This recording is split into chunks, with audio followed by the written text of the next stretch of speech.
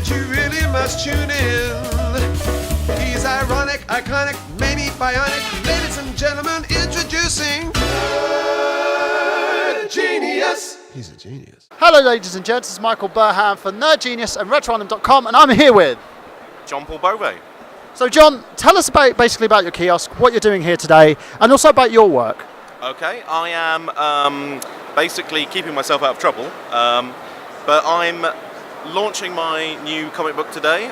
So I've kind of written and coloured and worked on lots of different comic books for lots of different companies. So Turtles, Transformers, Doctor Who, lots of stuff.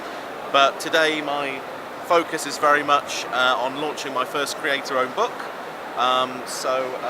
It's, yes, my little baby that I'm releasing into the world for the first time this weekend. So tell us a little bit about the story. What's this book all about?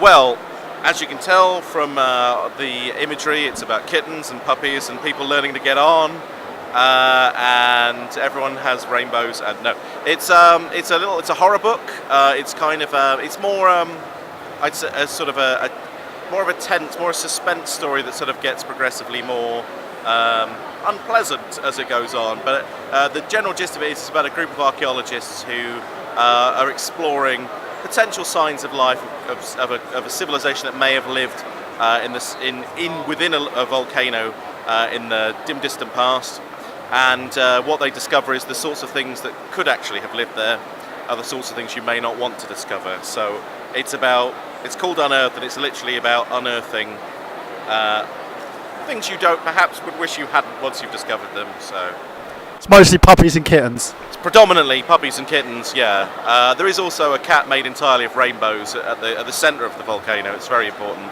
But I've given away the ending now. But Oh well guys, you got to buy it anyway, just to see more puppies and kittens. Oh, the Puppies and Kittens creator books. So let me ask you one final question. In terms of like the difference between working for a company and doing something that's creator owned, what's the relative risks between the two? There's a ton of risk with your own book. I mean, everybody here that's doing their own work, that's sold their own book, you know, there's a tremendous amount of commitment of time, energy, effort, sleepless nights, and an awful lot of money getting it printed and paying people to be involved with it and advertising it. And you've got no guarantee it'll do well. I mean, the thing for me is this book is very personal because it's a better representation of the kind of things I've been wanting to say with my stories and my words. You know, when you write for somebody else or you do work for somebody else, you're very much caretaking their child. So, you know, you tell a story you hope is good, but you have constraints. You know, there's somebody else's characters, and ultimately somebody else owns those words. So this, for me, is kind of saying I wanted to tell a self-contained little story that hopefully has got, you know, some surprises and some, you know, so it has a reaction when you read it. So it's more personal to do your own stuff. It's more exciting. It is more terrifying and more risky.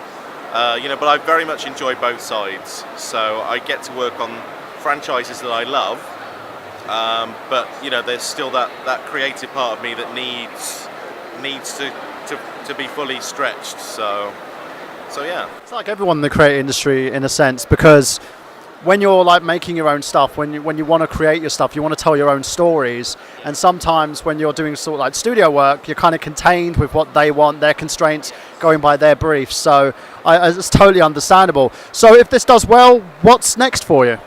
Quite a lot, I hope. I've had a lot of, like, Unearth is actually something I wrote about 8 years ago. But I've been so busy with doing a lot of the other work, you know, colouring and writing, that I've not had the chance to really develop it and find artists to work with and things like that. So I'm hoping if this goes well and I have more time, my next plan is I'm going to do an anthology book of a series of short stories told in lots of different genres, because I've been building up these stories for years and years, collaborate with loads of artists and get like a nice sort of chunky book that again is demonstrating of the sorts of things that I need to tell people and want to tell people. And yeah, mini-series and hopefully different things after that. I intend to just keep going until someone tells me I have to stop legally.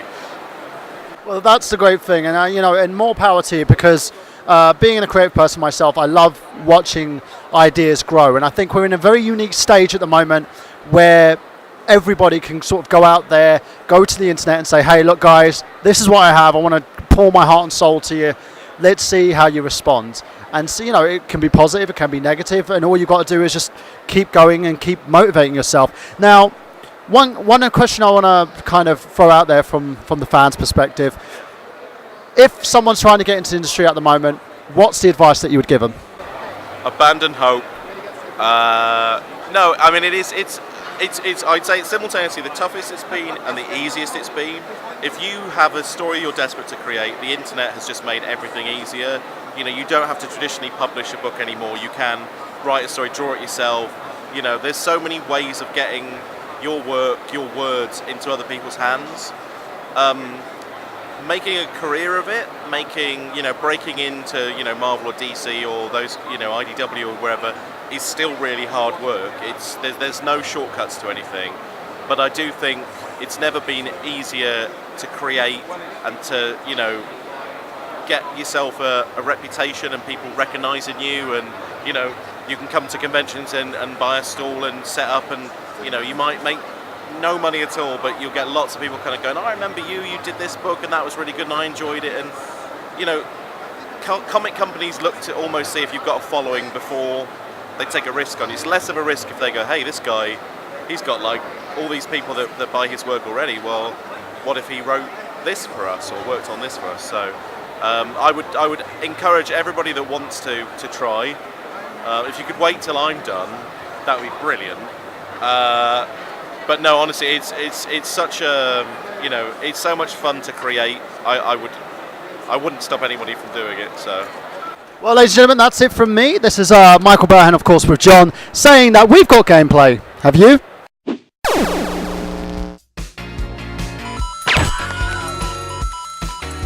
If you only knew the power of the dark side. 2, 1, 0.